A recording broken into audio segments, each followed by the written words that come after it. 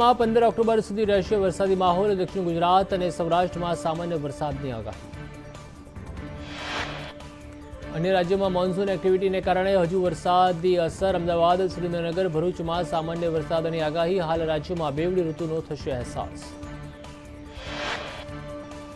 હવામાન વિભાગે આગામી થોડા કલાકમાં અમદાવાદ શહેર સહિત જિલ્લામાં જામ્યો છે વરસાદી માહોલ. ગાજવીજ અને પવન સાથે અમદાવાદમાં વરસાદની આગાહી વચ્ચે અમદાવાદમાં જામ્યો વરસાદી માહોલ.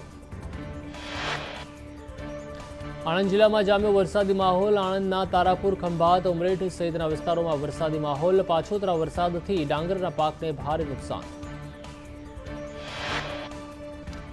વડોદરાના વાઘોડિયામાં જામ્યો વરસાદી માહોલ. રાત્રિના સમયે વરસાદી માહોલ જામતા ખેડૂતોમાં ભારે ચિંતા. ડાંગર, કાકડી, કપાસના પાકને નુકસાનની ભીતિ.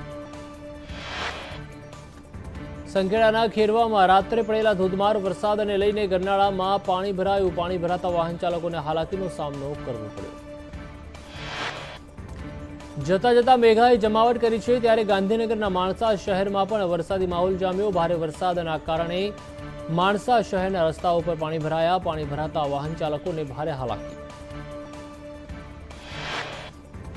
તો ખેડામાં ધોધમાર વરસાદ વરસ્યો તો માતર પંથકમાં પણ જામ્યો વરસાદી માહોલ.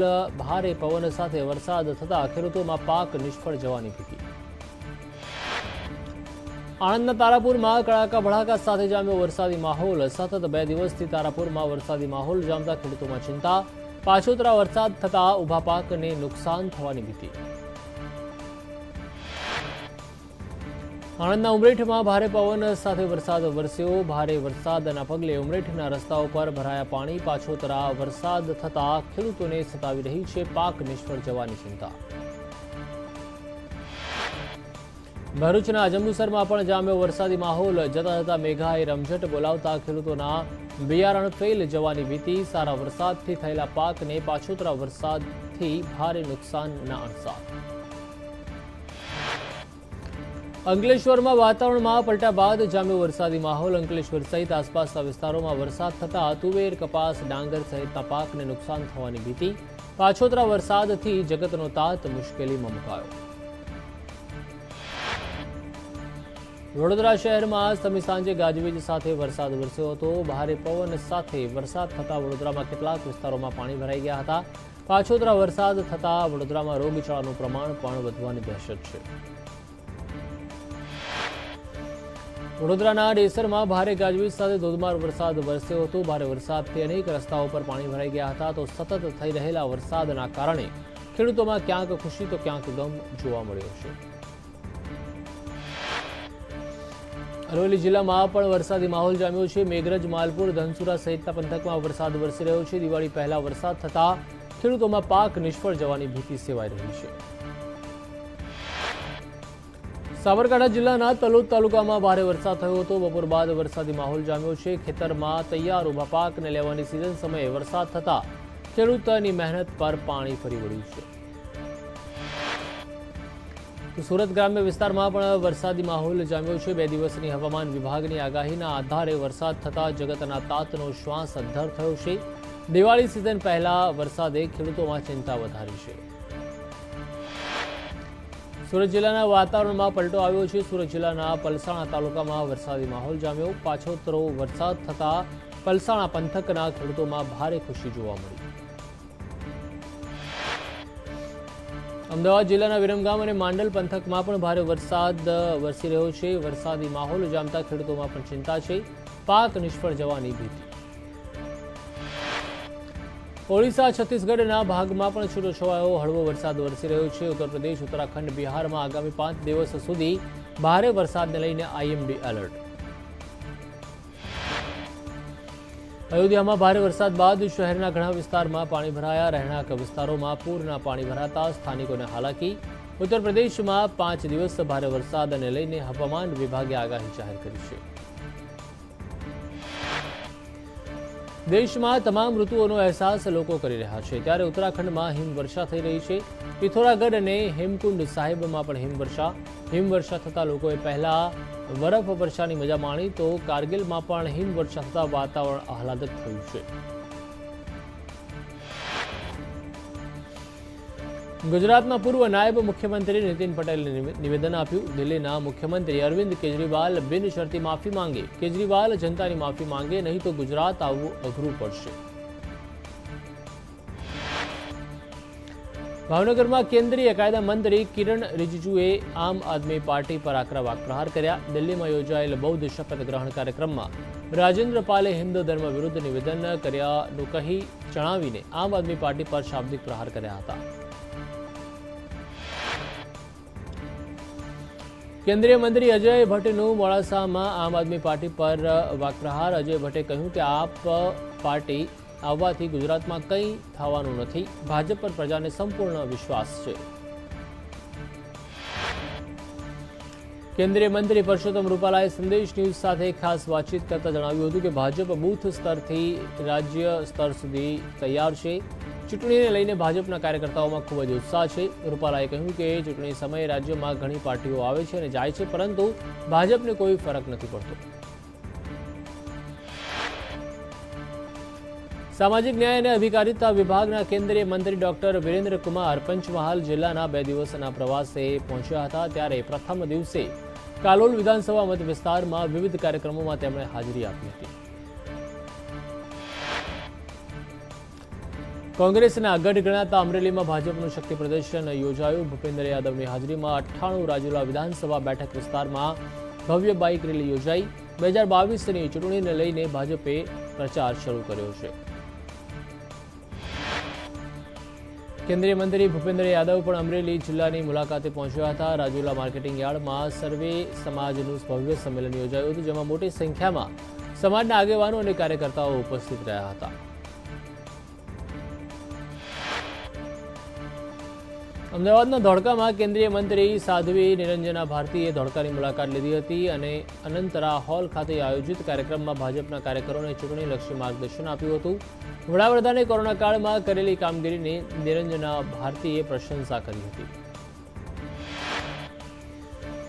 વિધાનસભા ચૂંટણી પહેલા અમદાવાદના નારણપુરામાં આરએસએસની સમન્વય બેઠકનું આયોજન કરવામાં આવશે. આ બેઠકમાં મુખ્યમંત્રી ભૂપેન્દ્ર પટેલ સહિત હોદ્દેદારો બેઠકમાં હાજર રહેશે. વડોદરાના સાવલીના ભાજપના નેતા કુલદીપસિંહ રાહુલજી કોંગ્રેસમાં જોડાયા હતા. ભાજપમાં અનેક વખત ટિકિટની માંગ કરી હોવા છતાં ભાજપને ટિકિટ નહીં આપતા કુલદીપસિંહે પક્ષપલટો કર્યો હતો. કુલદીપસિંહ વડોદરા ટેરીના ડિરેક્ટર અને ક્ષત્રિય નેતા છે. ખેડા કોંગ્રેસને વધુ એક ઝાટકો લાગ્યો છે. ખેડા કોંગ્રેસ ઉપપ્રમુખ રાવજી વાઘેલાએ રાજીનામું આપ્યું છે. કોંગ્રેસના હાથનો સાથ છોડીને રાવજી વાઘેલા આમ આદમી પાર્ટીમાં જોડાયા છે. નવસારી જિલ્લા કોંગ્રેસ પ્રમુખ શૈલેષ પટેલ ઉપર કોંગ્રેસના હોદ્દેદારોએ આરોપ લગાવ્યો છે. શૈલેષ પટેલ પર પાર્ટી વિરોધી કામ કરતા હોવાનો હોદ્દેદારોનો આરોપ. વડાપ્રધાન મોદી ગુજરાત પ્રવાસે આવવાના છે, જ્યારે 11 ઓક્ટોબરે અમદાવાદ સિવિલ હોસ્પિટલમાં ₹700 કરોડથી વધુની વિવિધ આરોગ્ય સુવિધાઓનું લોકાર્પણ અને ખાતમુહૂર્ત કરશે. 10 ઓક્ટોબરના રોજ વડાપ્રધાન મોદી જામનગર જિલ્લાની મુલાકાતે આવશે અને જિલ્લાના ₹1462 કરોડના ખર્ચે વિવિધ 9 વિકાસ કાર્યોના લોકાર્પણ અને ખાતમુહૂર્ત કરશે. ગુજરાતમાં આજે ધારાસભ્યો અને સાંસદો સામે કેસ ચાલી રહ્યા છે. તેમની મુશ્કેલીઓમાં વધારો થશે. ગુજરાત હાઈકોર્ટે ધારાસભ્યો અને સાંસદો સામે ઝડપી કેસ ચલાવવાના આદેશ કર્યા છે. વિશેષ અદાલતો બનાવીને કેસ ચલાવવા હાઈકોર્ટની રજૂઆત. શાંતિ ડહોળવાનો પ્રયાસ કરનાર પર ગૃહ રાજ્યમંત્રી હર્ષ સંઘવીએ વાકપ્રહાર કર્યા હતા. હર્ષ સંઘવીએ કહ્યું હતું કે માનવ અધિકાર માત્ર પથ્થર મારનાર લોકોના ના હોય. હાલમાં હ્યુમન રાઇટ્સવાળા લોકો બહુ જ જાગી ગયા છે. શું લોકો પોતાના ચોકમાં ગરબા ના રમી શકે? પથ્થર મારનાર લોકોનો કોઈ ધર્મ હોતો નથી.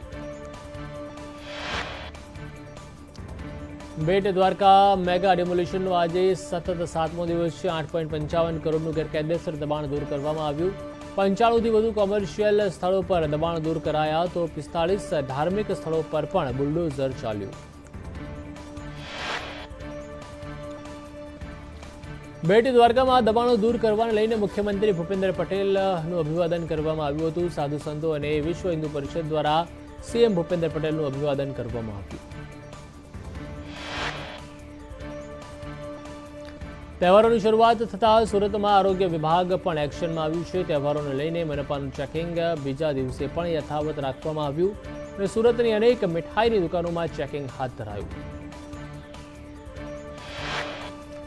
Gujarat university startup and entrepreneurship કાઉન્સિલમાં આગામી 3 મહિનામાં એએમસીની સ્કૂલોના 5000થી વધુ વિદ્યાર્થીઓને ઇનોવેશન એન્ટરપ્રિન્યોરશિપની તાલીમ આપશે. ઓખા બેટ દ્વારકા વચ્ચે ચાલતી ફેરી બોટ સર્વિસ શરૂ કરવામાં આવી છે. દબાણો દૂર કરતા સમયે ફેરી બોટ સર્વિસ બંધ કરવામાં આવી હતી, જે સર્વિસને ફરીથી શરૂ કરવામાં આવશે. તો વંદે ભારત એક્સપ્રેસને બીજી વાર અકસ્માત નડ્યો હતો. આણંદના કણજરી રેલવે ટ્રેક પર વંદે ભારત ટ્રેનનો અકસ્માત થયો હતો. 10 મિનિટના વિરામ બાદ ટ્રેન આણંદથી રવાના થઈ હતી. બિહારના પૂર્વ મુખ્યમંત્રી લાલુ પ્રસાદ યાદવ અને તેમના પરિવારની મુશ્કેલીઓમાં વધારો થયો છે. સીબીઆઈએ લાલુ પ્રસાદ યાદવ અને તેમની પત્ની રાબડી દેવી સહિત બીજા 14 લોકો વિરુદ્ધ નોકરીના બદલામાં જમીન કૌભાંડ કેસમાં ચાર્જશીટ દાખલ કરી છે. સીબીઆઈએ ચાર્જશીટમાં લાલુ પ્રસાદ યાદવ અને તત્કાલીન જીએમને આરોપી બનાવ્યા છે.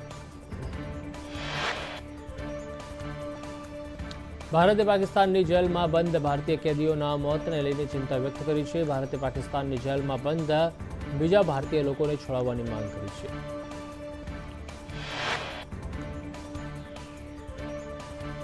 શિવસેના ચૂંટણી ચિહ્નો વિવાદ મુદ્દે ઉદ્ધવ ઠાકરે જૂથને કેન્દ્રીય ચૂંટણી પંચે આદેશ આપ્યો છે. શનિવારે બપોરે 2 વાગ્યા સુધીમાં પક્ષ રજૂ કરવા ઠાકરે જૂથને ચૂંટણી પંચનો આદેશ.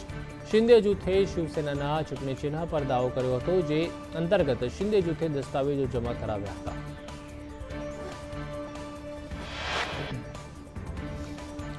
જમ્મુ કાશ્મીરમાં આતંકી ઘટનાઓને લઈને દક્ષિણ કાશ્મીરના કેટલાક વિસ્તારોમાં પોલીસ અને સુરક્ષા જવાનોએ સર્ચ ઓપરેશન હાથ ધર્યું હતું. આ વિસ્તારમાં આતંકવાદીઓ છુપાયેલા હોવાની બાતમીના આધારે સર્ચ ઓપરેશન શરૂ કરાયું છે.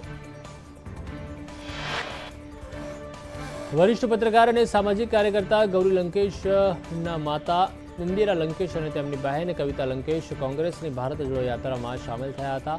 કર્ણાટકના માંડ્યા જિલ્લામાં બેલુર ક્રોસ પર બંને કોંગ્રેસ સાંસદ રાહુલ ગાંધી સાથે પદયાત્રા કરી હતી.